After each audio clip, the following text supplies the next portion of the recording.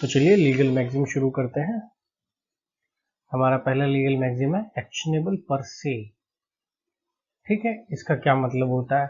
The very act is actionable and no proof of damage is required. देखिए, actionable का मतलब होता है केस करना किसी के ऊपर। ठीक है, केस करना सिंपल मतलब यही होता है इसका कि किसी के भी ऊपर केस किया जा सकता है। अब यहां पर क्या पर से, ठीक है, तो without any proof of damage, without any proof of damage. अब इसका क्या मतलब है आप ये समझिए।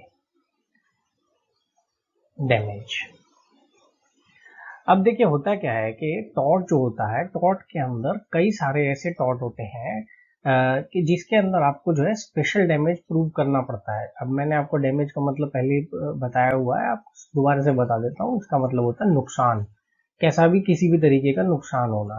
ठीक है, तो अगर कोई भी केस है जिसके अंदर आपको जो है स्पेशल डैमेज प्रूव करने के लिए होता है, बहुत सारे ऐसे टॉर्ट हैं, जैसे कि आपका पब्लिक न्यूसेंस एक ऐसा टॉर्ट है जिसके अंदर आपको जो है स्पेशल डैमेज प्रूव करना होता है। अब ऐसे में जैसे कि अब पब्लिक न्यूसेंस क्या होता है, तो शॉर्ट में समझा देता हूँ आपको, बाकी डिटेल में आपको जो है टॉर्ट में जब पढ़ाऊंगा तो बताऊंगा। देखिए, पब्लिक न्यूसेंस ऐसे होता है जैसे कि मान लीजिए आप जो है रोड पर चल रहे हैं और आपने देखा कि कोई व्यक्ति जो है वो गड्ढे कर रहा है। ठीक है, टेंट वगैरह लगाने हैं, हमारे यहाँ पर तो नॉर्मल डेज में भी आप देखते हैं रोड पर टेंट लगा देते हैं लोग। तो जो है टेंट वगैरह लगाने के लिए गड्ढे कर रहा है, तो अब जो है आप उसे बोलते पब्लिक न्यूसेंस, यानी कि पब्लिक प्लेस को जो है कोई भी व्यक्ति वहां पर परेशानी कर रहा है पब्लिक प्लेस पर। ठीक है, पब्लिक प्लेस पर परेशानी कर रहा है, पब्लिक न्यूसेंस। न्यूसेंस एक तरीके से किसी भी तरीके से परेशान करना। ठीक है, अब परेशान का मतलब इरिटेट नहीं है ये। ठीक है, देखिए इसको डिटेल में समझाऊंगा तब आपको समझ में आएगा।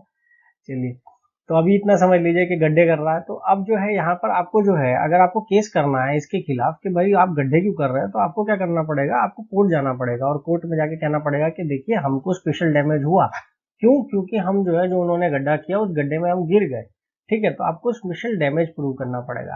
अब यहाँ पर ये कह रहा है कि the very act is actionable, यानी कि कुछ ऐसी ऐसे टॉर्ट भी हैं जिसमें कि the very act is actionable. जैसे जैसे कि आपका लिबल हो गया, जैसे कि लिबल। अब ये लिबल क्या होता है, यानी कि लिखा हुआ डिफॉर्मेशन। मैंने ऐसा याद किया हुआ है, ये आपको भी याद करा देता हूँ।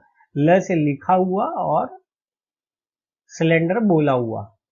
ठीक है, तो ये जो लिखा हुआ डिफॉर्मेशन कर देता है, किसी की जो है रेपुटेशन को नुकसान पहुंचा देता है लिख करके। अब जैसे ये सिंपल सी चीज है, न्यूज़पेपर के अंदर उसने लिख दिया कि जो है ये व्यक्ति जो है उस गाली दे दी, हमारा हरामखोर बोल दिया उसको। ठीक है, अब एक्स ने वाई को हरामखोर बोल दिया, तो ऐसी सिचुएशन के अंदर ये प्रूव करने की जरूरत नहीं है कि हरामखोर जो शब्द है उससे रेपुटेशन पहुंची होगी। ठीक है, एक्स को रेपुटेशन पहुंची, एक्स ने वाई को बोला है ना। ठीक है, एक्स ने वाई को बोला, तो यानी कि वाई की रेपुटेशन को नुकसान पहुंचा होगा। तो ऑफ कोर्स है, कोई भी व्यक्ति अगर दूसरे व्यक्ति को हरामखोर बोलता है तो उसकी रेपुटेशन को नुकसान पहुंचा ही होगा। ठीक है, तो यही यहाँ पर ये कह रहा है कि आपको जो है डैमेज प्रूफ, यहाँ पर वाई को ये डैमेज प्रूव करने की जरूरत नहीं है कि देखिए मेरी रेपुटेशन को नुकसान पहुंचा है। ठीक है, तो he can go and file a case against x. ठीक है, चलिए अगले मैगजीम पर आते हैं हम। अगला मैगजीम है हमारा एक्टोरी इनकम्बिट ओनस प्रोबेंडी। अब देखिए, ओनस का मतलब होता है सिंपल बर्डन। ठीक है, अब यहाँ पर क्या है, इसका मतलब burden of proof is on the plaintiff. आप इसको ऐसे समझिए एकदम सिंपल कि भाई जो भी व्यक्ति कोर्ट जा रहा है, जो भी व्यक्ति कोर्ट केस लेकर के जा रहा है अपना, तो उसी व्यक्ति को तो प्रूव करना पड़ेगा अपना केस। दूसरा व्यक्ति थोड़ा जिसके खिलाफ वो जा रहा है वो भी व्यक्ति प्रूव करेगा। इसका मतलब जैसे मान लीजिए मैंने जो है आप पर केस कर दिया कि आपने जो है मेरा पेन चुराया है। अब अगर ऐसा हो कि आपको प्रूव करना पड़े कि आपने पेन नहीं चुराया है, तो ये क्या हुआ, ये तो बड़ी बेतुकी सी बात हो गई, है ना। तो क्या हुआ, जो व्यक्ति कह रहा है, जो कह रहा है कि भाई मेरा ये नुकसान हुआ, मेरा जो ये लीगल राइट है ये इन्फ्रिंज हुआ, इन्फ्रिंज यानी ब्रीच हुआ। ठीक है, तो वही व्यक्ति को तो प्रूव करना पड़ेगा। तो अगर एक्स केस करता है वाई के ऊपर, तो जो है यहाँ पर एक्स इज द प्लेंटिफ। ठीक है, वो केस लेके गया है, उसने केस किया है, तो एक्स को ही onus of proof of the case is upon X. ठीक है, ठीक है, तो चलिए आ जाइए, आपका अगला क्या है, लेक्स नॉन रिगेस्ट वॉइलांडा। अब ये law must not be violated even by the king. अब देखिए आप इसको पढ़ेंगे, एक प्रोफेसर डाइसी हुआ करते थे, इन्होंने एक डॉक्ट्रिन निकाली थी जिसका नाम था रूल ऑफ लॉ, यानी कि nobody is above the law, nobody is above law, कोई भी लॉ से ऊपर नहीं है, कानून से सब बंधे हुए हैं। ठीक है, तो इक्वालिटी की बात करते थे ये, law applies to each and every person equally, तो कोई भी जो है कानून को जो है अपने हाथ में नहीं ले सकता है। यही ये मैगजिम भी कहता है कि law must not be violated even by the king, king के द्वारा भी जो है कानून का वायलेशन नहीं होना चाहिए। लेकिन आप एक और मैगजिम है वो पढ़ेंगे, मैगजिम नहीं है, एक वो भी एक थ्योरी है सोवरिन इम्यूनिटी की, SOVRIEGN, सोवरिन इम्यूनिटी। अभी मैं यहाँ पर आपको कंफ्यूज करना नहीं चाह रहा हूँ, लेकिन ये बता दे रहा हूँ, एक इस तरह भी है, उसके अंदर है कि king can do no wrong, king can do no wrong. तो कई बार आदमी कंफ्यूज हो जाता है कि king can do no wrong, और यहाँ पर ये भी कह रहे हैं कि law must not be violated even by the king. कानून है भाई साहब, बहुत चीजें मिलेंगी ऐसी ऐसी जो दिमाग दही कर देंगी आपकी। चलिए अगला पकड़ते हैं, अगला मैगजीन क्या है हमारा, डीनोवो। आ जाइए, डीनोवो का मतलब क्या होता है, ये होता है कि टू मेक समथिंग न्यू, कुछ नया करो। अब इसका मतलब कुछ नया करो का मतलब ये नहीं है, देखिए एग्जांपल देता हूँ मैं, कई बार क्या होता है कि डीनोवो ट्रायल होता है एक, ठीक है, तो उसमें क्या होता है, दोबारा से कीजिए, दोबारा से फ्रेश ट्रायल कीजिए, ठीक है।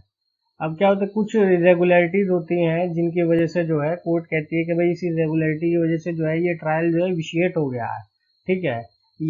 तो उसके अंदर क्या होता है कि विशिएट माने दूषित हो गया है, ठीक है, दूषित हो गया है, विकृत हो गई है, मतलब खराब हो गई है एक तरीके से।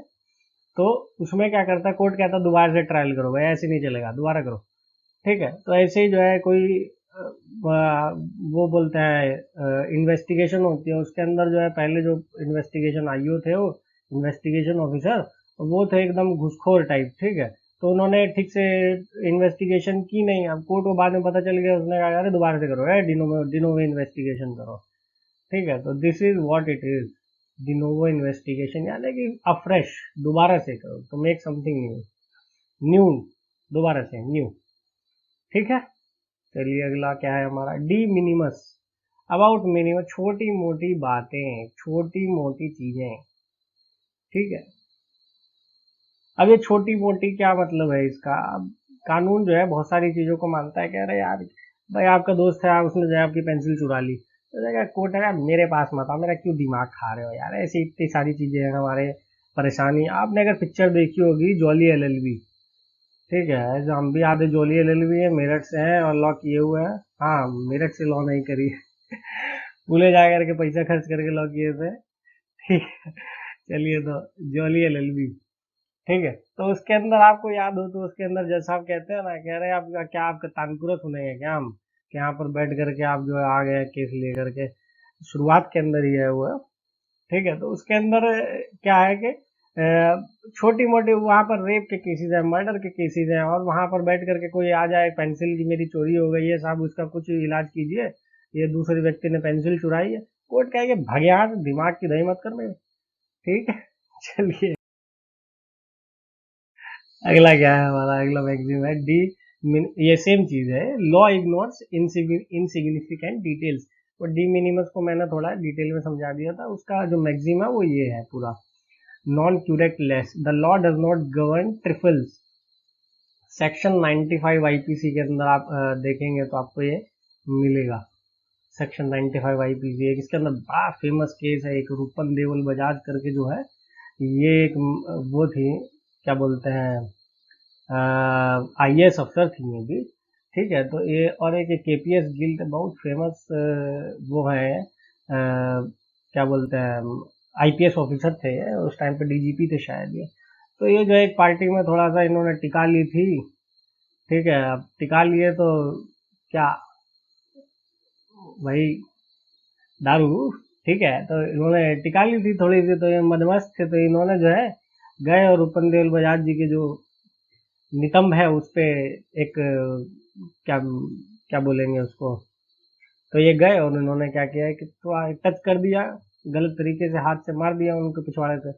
अब उनको बुरा बुरा लग गया, बहुत ज़्यादा बुरा लग गया रूपन देओल बजाज को। अब ये कोर्ट जो है हाई कोर्ट में जब ये केस गया तो हाई कोर्ट ने कहा अरे D minimus non curate less, छोटा मोटा केस है क्या, इसको इतना बड़ा बना रहे हैं, उन्होंने खारिज कर दिया इस केस को।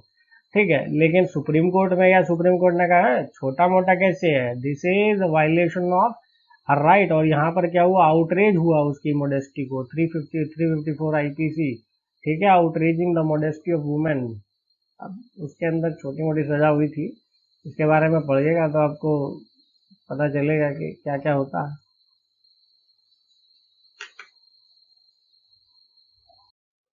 तो चलिए आगे चलते हैं। हमारा ये है caveat emptor. Caveat emptor let the buyer beware. तो कैविएट का मतलब क्या है, कैविएट का मतलब है सावधान।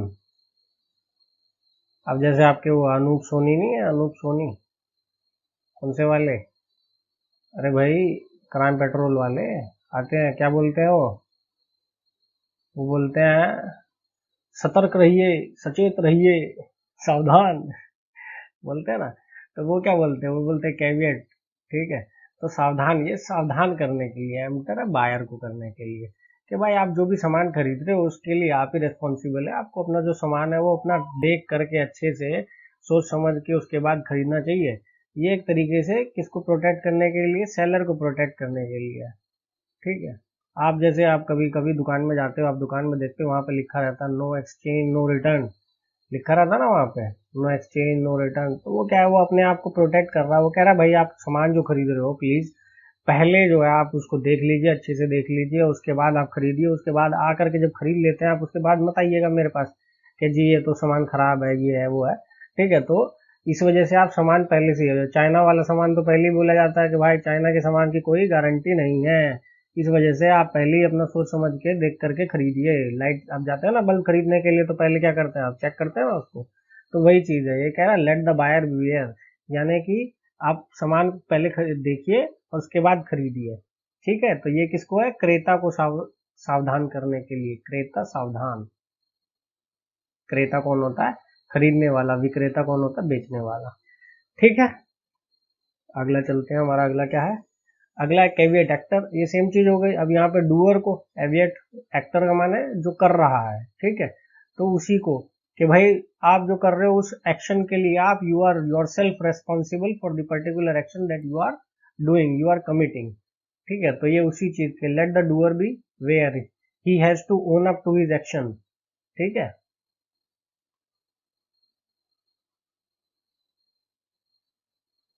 चलिए आगे बढ़ते हैं हम। अगला हमारा मैगजीन कौन सा है, कैविएट वेंडिटर।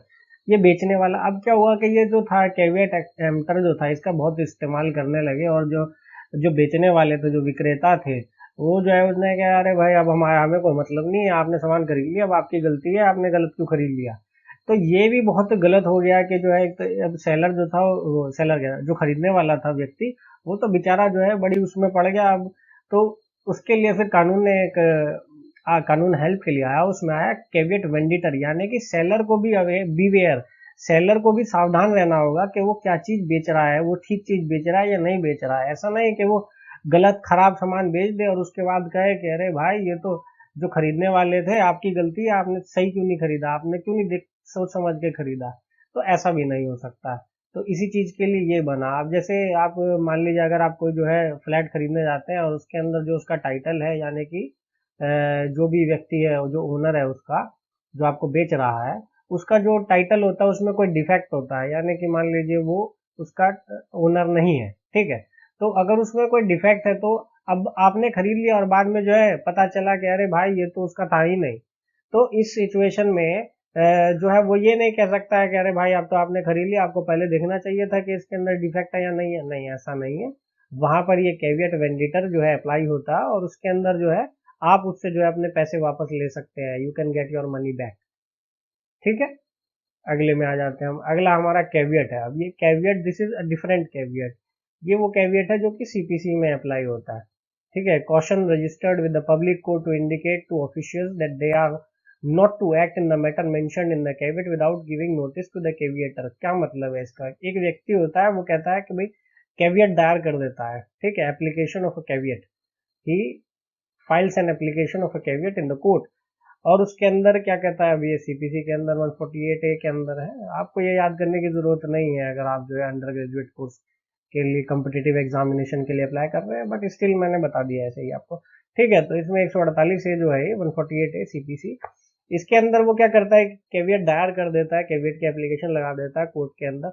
अब इसमें क्या होता है कि इसमें जहां पर कि उसे लगता है कि ये केस चल रहा होता है, या तो केस चल रहा होता है या फिर केस होने वाला होता है। ठीक है, तो उसके अंदर कहीं ऐसा ना हो कि कोर्ट जब वो वहां पे प्रेजेंट ना हो और कोर्ट जो है वो जजमेंट दे दे। ठीक है, एक्स पार्टी जजमेंट बोलते हैं, जिसमें कि दूसरी पार्टी जो है होती नहीं है वहां पे, या उसको सुना नहीं जाता है और जजमेंट दे दिया जाता है या ऑर्डर दे दिया जाता है। ठीक है, तो उसको एक्स पार्टी ऑर्डर और एक्स पार्टी जजमेंट बोलते हैं। ठीक है, तो अब ऐसी सिचुएशन के अंदर वो क्या करता है, वो कैविएट लगा देता है। ठीक है, अब वो कैविएट लगा देता है, ये 90 दिन का होता है इसकी अवधि जो होती है, वैलिडिटी। तो वो कैविएट लगा देता है और वो बोलता है कि भाई साहब आप जो है कोर्ट से बोलता है कि कोर्ट आप जो है अगर यहाँ पर कोई भी एप्लीकेशन आती है तो आप हमें नोटिस जरूर दे दीजिएगा, उसके बाद ही उस चीज को डिसाइड कीजिएगा। ठीक है, तो जजमेंट देने से पहले या ऑर्डर देने से पहले आपको उस पार्टी, जिस पार्टी ने कैविएट लगाया है, उसको इन्फॉर्म करना होगा, उसको नोटिस देना होगा, तो उसको बोलते हैं कैविएट। चलिए, धन्यवाद। आज का लेसन यही समाप्त होता है। ओके, जय हिंद।